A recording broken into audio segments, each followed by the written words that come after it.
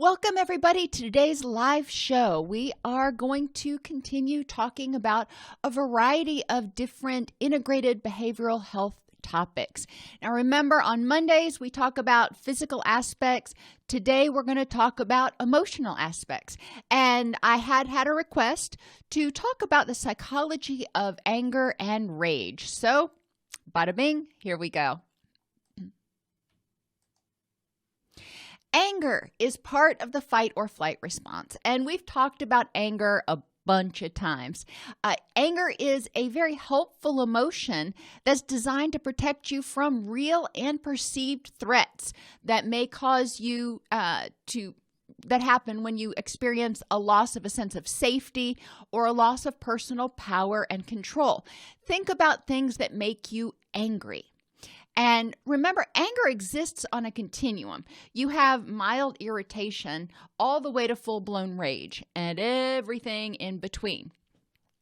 So a lot of times, our anger reaction is proportional to the amount of threat we perceive.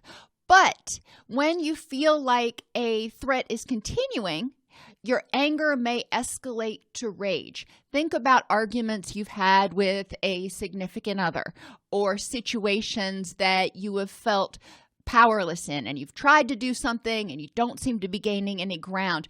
What happens to your anger? A lot of times it doesn't just dissipate. It actually starts to snowball a little bit. And it's important to recognize, again, that anger is a feeling we experience when our HPA-Axis is activated and says, you know what, there might be a threat.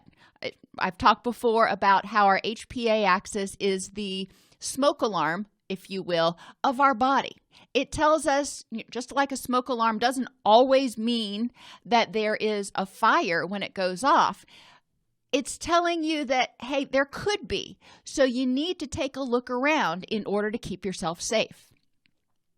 When people are already on edge, when you're already stressed out, when you're already a little bit irritable, then your HPA-Axis is already activated. It's already primed, if you will.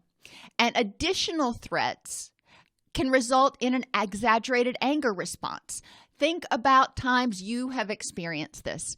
You've got up late, somebody left the toothpaste cap off the toothpaste and it just oozed all over the counter. The cat missed the litter box, whatever happened. You had a bad morning and you're driving to work, you get cut off in traffic or stuck in a traffic jam, you get to work, and then something happens that normally would be irritating, but in this case, you just that was the straw that broke the camel's back. And it's important to recognize that, our brain, believe it or not, is really not all that smart. So when it's already feeling or thinking that there is a threat, then additional threats are perceived as more overwhelming. One, individually, those threats may not be that big of a deal, but when you add them together, it's sort of like that new math where 1 + 1 = 6. People with a history of direct or indirect trauma or victimization may be in a perpetual state of hyperawareness or hypervigilance, resulting in what I call the flat and the furious. And if you've watched my videos on HPA-Axis health and HPA-Axis regulation, you're familiar with this term. Basically, when somebody is exposed to chronic threat, the body becomes less responsive to mild to moderate threats, if you will, and just says, you know what, I ain't got the energy. I'm conserving my energy for when there's a big deal. But when there is something that the person perceives as a big deal, then they go from just flat and maybe exhausted, apathetic, to enraged. And that flat to furious, it's a protective mechanism. The body's going, okay, I've got this one little squirt of cortisol and norepinephrine left, so I am just going to go full bore to try to make this threat go away. That's the very layman's version of what happens. Now let's think about Indirect trauma or victimization. This can happen when people are our children. And think about the messages that a lot of our children get about powerlessness, about being victims, about not being able to change things.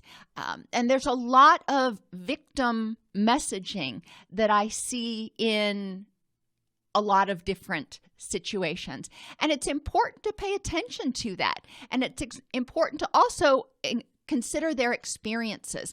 Some people have had experiences, and that's where the Adverse Childhood Experiences Survey came from.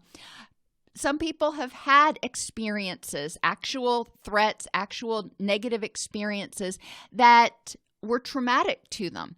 And what is traumatic to a 2 or a 3-year-old may not be traumatic to a 12 or a 20-year-old, but it was traumatic to that 2 or 3-year-old. So we do want to consider that people who have a history of trauma, who have a history of feeling unsafe for some reason, have a history of feeling disempowered and victimized, may be in this perpetual state of hypervigilance, scanning for any sign, microaggressions, micro signs of impending threat or danger. And that is exhausting. It just really is. And it also sets them up to potentially be in a place where they are susceptible to that HPA-Axis overreaction, that HPA-Axis dysregulation, if you will, and go from the flat to the furious.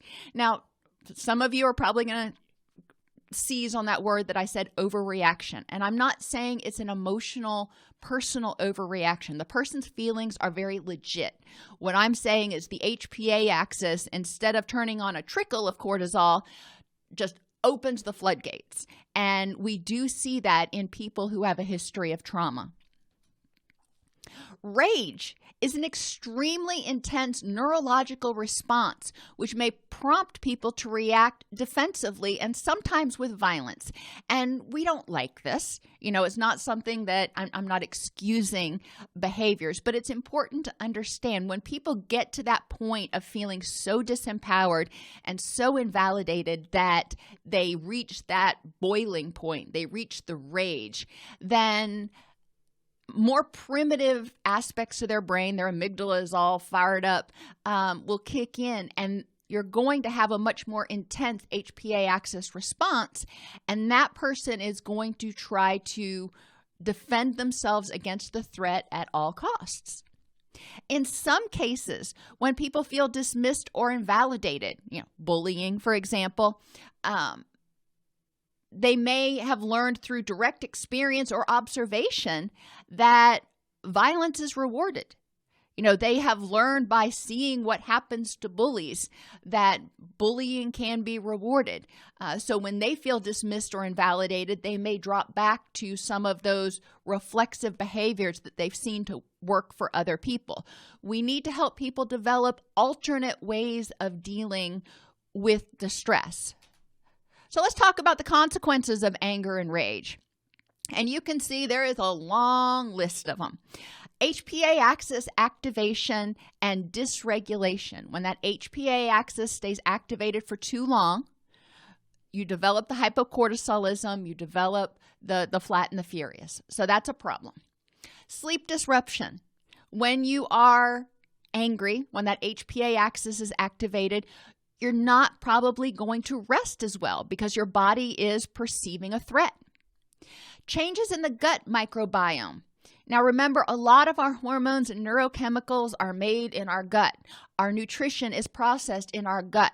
So when our gut is not healthy, when it is, out of whack, it's going to have systemic effects on the person. Blood sugar disruption. When the HPA-Axis is activated, it starts telling your body, dump that blood glucose. We need the energy to fight or flee. So that's going to make it more difficult for people to manage their blood sugar. Immune system is suppressed. One of the first things when the HPA-Axis is kicked off is suppression of that immune system because the body is diverting energy to fight or flee. Addiction is a risk. A lot of people who experience frequent bouts of anger or persistent anger may start self-medicating that anger with addiction or addictive behaviors. They try to do something else to numb the pain, to stop the intense cortisol surges, to get more dopamine and positive chemicals in there.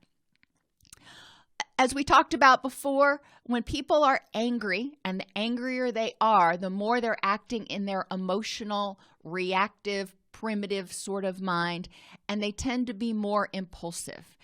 And it's important, one of the best things that Linehan contributed, in my opinion, to the field of psychology is helping people understand the difference. When we are in that HPA-Axis flood of neurochemicals, when we're in that fight or flight state of mind, we're in what you might call an adrenaline haze. And it's hard to think logically and rationally about, okay, what is actually the next best step? When you're in your emotional mind, if the emotion is unpleasant, you want to make it go away. You're not thinking about long-term consequences. You're thinking about, how can I make the pain stop right now? So it's important for people to recognize that when you're in your emotional mind, you tend to be more impulsive. And we're going to talk about some strategies to deal with this in a minute. Long-term consequences. If you're angry most of the time, most people are not angry, quote, all the time. But if you're angry a lot of the time, if that HPA-Axis is regularly activated, it can lead to systemic inflammation, worsening of autoimmune conditions, worsening of depression related to inflammation. It can lead to exhaustion. It is exhausting. Not only do people start to feel, potentially depressed when their cortisol levels are out of whack, but when you are revved up and, almost always at least idling, you're never turning your system off to rest, it uses a lot of energy. Rapid aging because of increases in oxidative stress. When we are stressed, our body develops what we call oxidative stress. And you can see this in just about any president. They're the best examples because you see them before they go into office and you see them 4 years later and you're like, whoa, that dude aged like 20 years in the past 4 calendar years. And we know that this happens under stress, and anger is a form of stress. Hormone disruption happens when that HPA-Axis is activated. The body says, now is not really the time to worry about your libido or procreation. So testosterone, estrogen, progesterone, and even oxytocin become dysregulated. They become imbalanced. And long-term exposure, long-term stress, long-term anger can also lead to hypothyroid. We know that extended stress, chronic stress, and stress can also be considered anger, does have an impact on the availability of thyroid hormones. So people may start experiencing hypothyroid. Affectively, when we are angry, we tend to be, guess what? Angry, irritable. Even if we're not enraged, you may vacillate between low levels of irritability and higher levels of anger, but there's not near as much happy in there. You may experience apathy. You just really don't give a crap about much of anything because when your cortisol levels are low, when your HPA-Axis is dysregulated, those chemicals that help us fight or flee are also important for helping us feel pleasurable things. We need norepinephrine. We need dopamine for pleasure as well as distress. And we may engage in more emotional reasoning. When we are angry, when we're in our emotional mind, we often tend to use more emotional reasoning, which means assuming that there is a threat because I feel anxious. Because I feel angry, there must be some legitimacy to it. I'm not sure what's causing it, but since I'm feeling it, there must be a threat. Cognitively, we have negative what they call emotional valence. When you're in a stress state, your brain actually assigns more weight to threatening and unpleasant stimuli in the environment. And you notice more things. You tend to be scanning, that hypervigilance again. You're scanning for those threats. When you're angry, most of the time, most people are not scanning for the things that make them happy. They're scanning for that other shoe they're waiting for to drop. Extreme thinking becomes very common when people are in that fight or flight mode. They tend to think in all or nothing terms. They tend to think catastrophically instead of stepping back and saying, all right, let me think about this. And which brings us to cognitive inflexibility. People who have who are angry a lot often have difficulty seeing other perspectives. They are entrenched in their way of thinking, partly because they're still in that emotional, adrenaline-fueled state of mind. Environmentally, as I've mentioned, people become more hypervigilant. They're constantly scanning for threats. They're looking for people to invalidate them. They're waiting for abandonment. They are waiting for the worst things that they could possibly expect. They often wait for those to happen. When we're in that stage of fight or flee, then our anxiety tends to go up and we tend to start fearing those things that we're afraid we can't control. Even if we have control of them right now, it's like, yeah, okay, I'm just waiting for something else to go bad. Relationally, when people are angry, a lot of times they withdraw from what I call opposing friends, friends who are happy, friends that don't disagree, friends that don't agree with them. They may withdraw from those people because of their cognitive inflexibility. They have a hard time even accepting other people's perspectives. That's threatening to them. And immersion with like minds, finding people that, misery loves company, as the saying goes, finding people who are similarly angry. And that can be good sometimes, but it can also be dysfunctional sometimes. When you immerse with like minds, when you join up with people who perceive the similar threat, you can get together and figure out how to address it. That's great. Or you can get together and spend hours upon hours talking about how miserable you are and just feeding that feeling of anger without actually taking steps to address it. So what do you do? And obviously, this is a super short, quick and dirty version of things that you can do. I have a lot of other videos on anger management, but some of the basics. Start by trying to regulate your HPA-Axis and breathe. Guess what? That is one of the first things. And even when you perceive a threat, one of the first things that can be helpful to do, unless there's somebody like right in front of you that is, an obvious threat that you need to run from. You can't just stop and take a breath and go, all right, should I run? Should I not? Okay.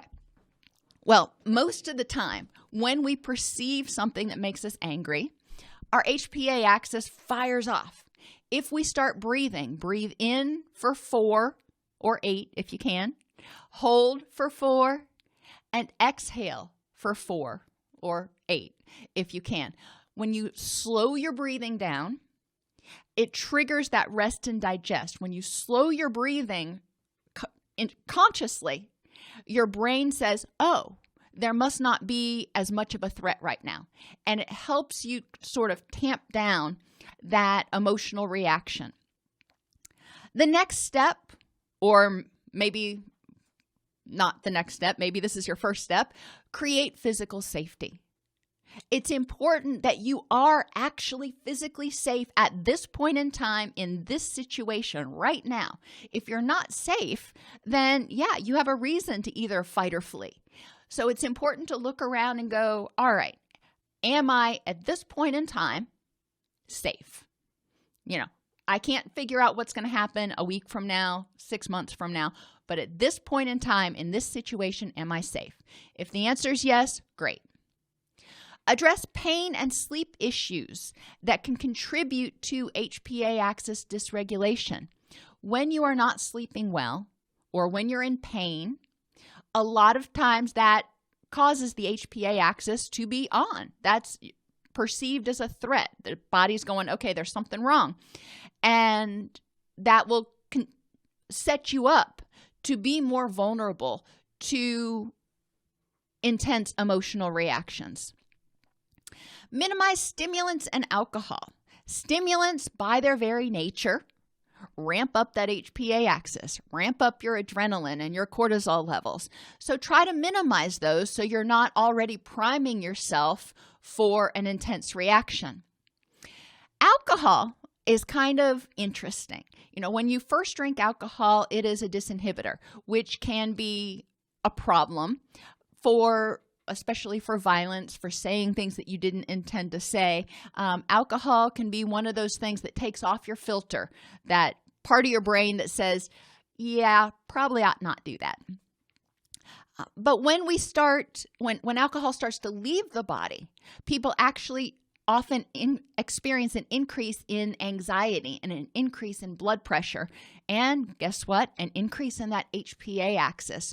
So, as alcohol starts leaving the body, you actually become even more vulnerable to dysregulation. Meditation is something else that you can do to help regulate your HPA-Axis. Guided imagery, and there are lots of meditations online. There are some on this YouTube channel, but there are others. If you just Google anger meditation or anxiety meditation, you will find some things. And you will find one, hopefully, that can help you focus.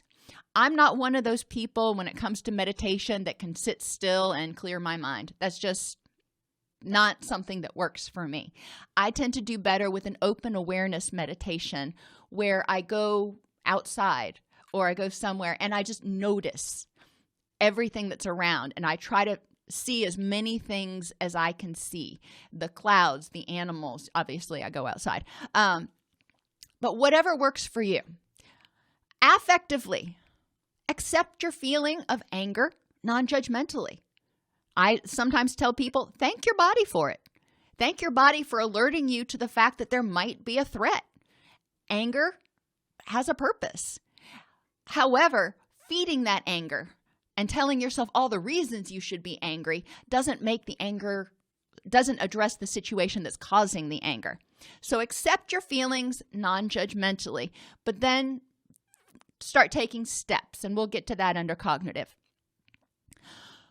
Even when you're angry, I know a lot of people are angry about a lot of things right now. Okay, you can feel angry. You can be experiencing that anger. You can feel some things are unfair. All right, you have that. However, you can also experience happiness. You can also live in the and. You don't have to stay steeped in anger 24/7. You can do things, play with your dog, hang out with your kids, call a friend, go on a run, whatever it is that helps you feel happy. Give your brain a break from that influx of the intense dysphoria. Develop hardiness and an attitude of gratitude. Remember, hardiness is commitment, control, and challenge. And this kind of goes along with increasing happiness. Hardiness means recognizing all of those things in your life that are important and meaningful. Accepting that, some of the things may not be going great, but also recognizing all of the things that are going well in your life and having an attitude of gratitude for that. Cognitively, develop distress tolerance skills to help you get out of that emotional mind where you're reacting and into your wise mind where you're saying, okay, this is really unpleasant. I think this really sucks right now. What options do I have to deal with this? Which takes us to psychological flexibility. And that's one of my favorite topics. ahead of time if you can. But if you're already steeped in anger right now, all right, that's fine. Define your rich and meaningful life. What do you want your life to look like 6 months from now? What things are important for you to have a rich and meaningful life and be able to tolerate what's going on? You can't control everything around you all the time. That's just not realistic. So what is it that you need to have in your little corner of the world to experience a rich and meaningful life? You may not like other things that are going on outside of your corner of the world, but what do you need? Process situations that are causing your feelings of anger with FCP. We've talked about this before. Facts. What are the facts in this context at this time? You may have been in similar situations before in which you felt unsafe, in which you felt disempowered. All right, let's look at in this context at this time. Are you unsafe? Do you have power? And I can't answer that for you because I don't know your situation. But the first thing is really to get to the logical facts. The next step, in this context at this time, what parts of this situation do I have control over? And what are some possible solutions, things I could do to address the things that I have control over? And if I take control, I do the things that are within my control to improve the situation in this context at this time, what is the probability that this threat will continue, that it will keep me from having a rich and meaningful life? So facts, control, and probability. A lot of times people get angry when they don't get their own way or when people disagree with them. And it's important for you to evaluate. Ask yourself, what does it mean if I don't get my own way? That obviously means you don't have control over certain things in a situation. And, why is that so threatening? Explore that. What does it mean if people disagree with me?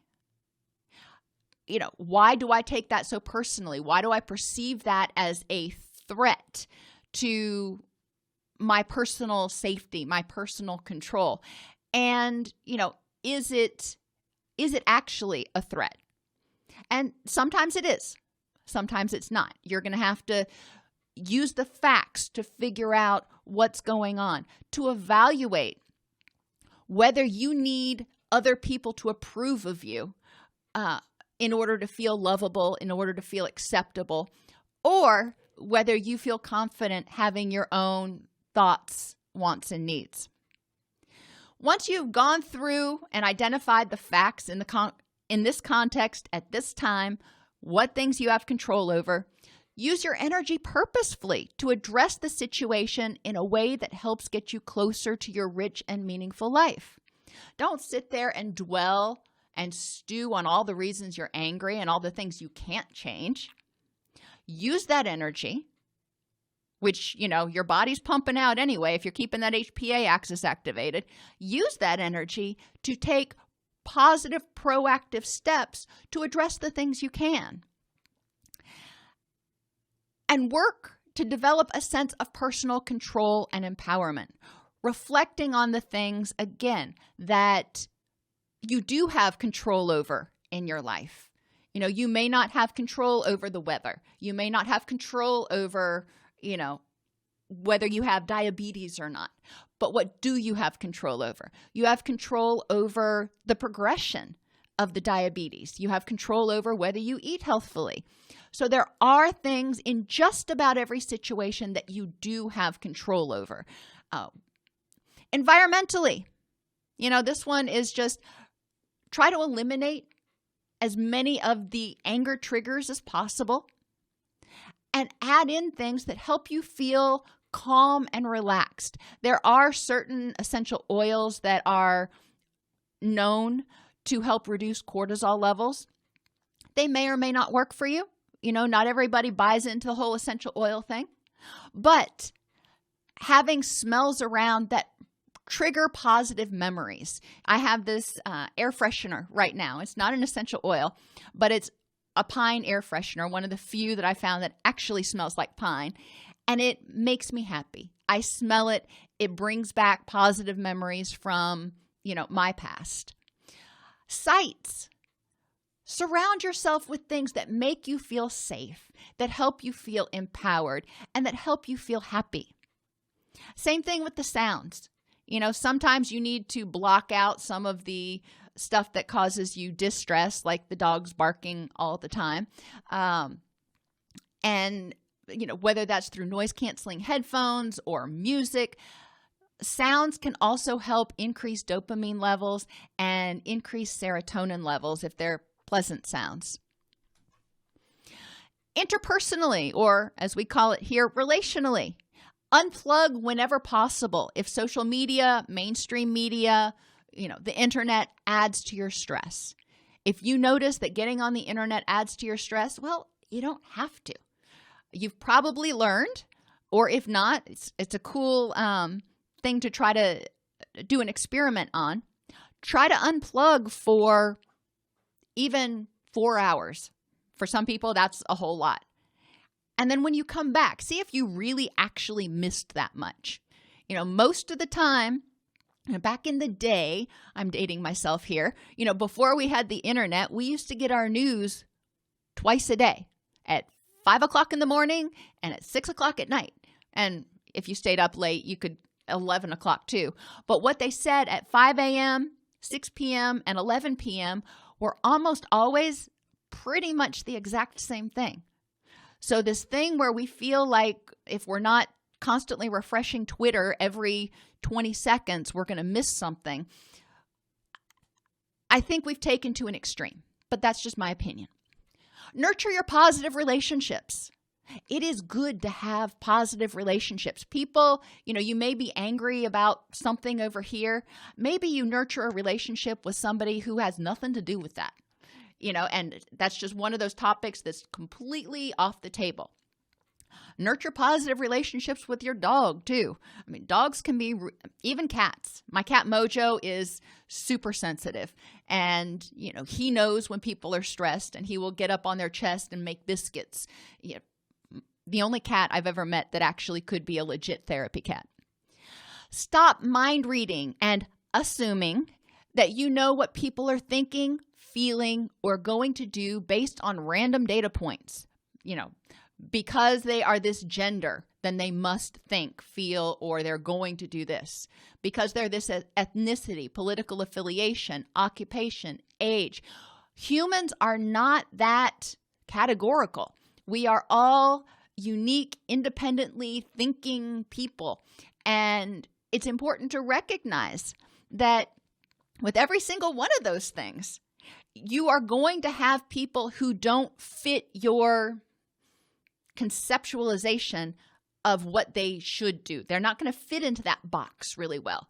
I would dare say most people anymore don't fit really nicely into any of those boxes. And assuming that because somebody's a cop or because somebody is, a grown-up, they're going to behave a certain way, I think you're setting yourself up for surprises. It's important to step back and pay attention to the moment. Be mindful of what's going on right now and accept every moment as a learning opportunity. Recognize that other people's perceptions are based on their interpretations of the situation and their prior experiences. And their feelings and their perceptions are just as valid as yours are. And that's hard for a lot of people to stomach right now. We've been told for so long that, that's not necessarily true. And it is important to recognize that people, you interview 4 or 5 different witnesses at a crime scene, you're going to get slightly different versions of events based on people's interpretations of what's happening. They're not trying to lie. They're not trying to be oppositional. They just see things differently. And that's the way life is about everything. Try when you're communicating to use I statements. I believe, I feel, I think. in order to avoid putting other people on the defensive and triggering rage, but it also gives you control, because when you are using those I statements, you're asserting your thoughts, feelings, wants, and needs. Try to surround yourself with people who respect you, your thoughts and feelings, even if they disagree. And I've talked before with y'all about my mother. My mother and I were vastly different in the way we perceived things. She grew up in the 60s and, had very different opinions about a whole lot of things and than I did. And, we loved each other. We were able to spend holidays and stuff together, but we also recognized that we disagreed. We had different points of view on a whole lot of things. That was okay. And I would love to see us get back to the point where we can actually respectfully respect one another, even with differences of opinion. Avoid emotional violence like name calling, gaslighting, and threatening. Obviously, emotional violence is violence, and that comes from a place of threat. That comes from a place of fear. When people start, name calling, a lot of times they're trying to gain power because they feel disempowered somehow. Is that going to be an effective way to gain power? And most of the time the answer is no. Therefore, what is a more effective use of your energy in order to try to change the situation in a way that is important to you? Work on your own self-esteem. A lot of times people feel angry and feel threatened when other people don't agree with them because they have been taught that they need everybody's approval. And it just ain't going to happen. So working on your own self-esteem enables you to validate for yourself your own thoughts, wants, and feelings as valid, and your own self as lovable without relying on other people to do it. Recognizing that, you're probably going to have people that, love you and respect you, but getting away from this notion that everybody needs to. And finally, when you're having a discussion with somebody, ask for specifics. If they're angry at you or if they disagree with you, it's impossible to respond to because you're stupid or you're lazy or you're a slob. I don't know what that means. Encourage them to provide specific examples of what they're talking about so you can understand from their point of view. It makes me angry. I feel angry when you leave your whiskers on the counter. My son does that all the time, and it drives my daughter absolutely bonkers when he leaves whiskers on the counter. So that is something specific. Instead of saying, you're such a slob, well, he doesn't know what to fix there. Giving him something specific is a much more effective way of getting her needs met, because she's saying, here is something that I would like you to change. And then he has the option. As I said, these are only some tips for dealing with rage, dealing with anger. One of the first things, and probably one of the most important things, is to create a situation where most of the time you feel emotionally and physically safe, and you are reflecting on your personal power instead of your personal disempowerment, so to speak. Are there any questions?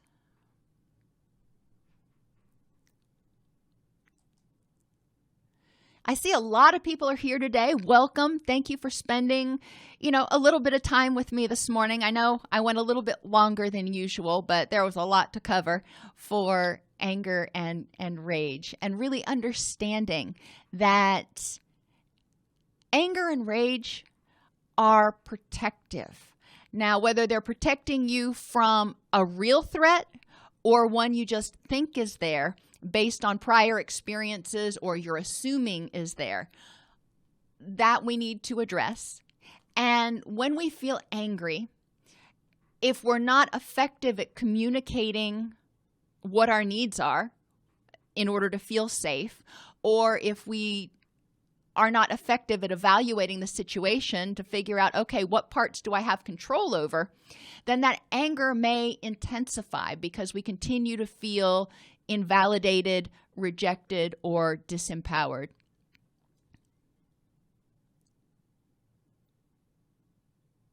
Alrighty, everybody, thank you for being here with me today, and I will see you tomorrow, same time, same station.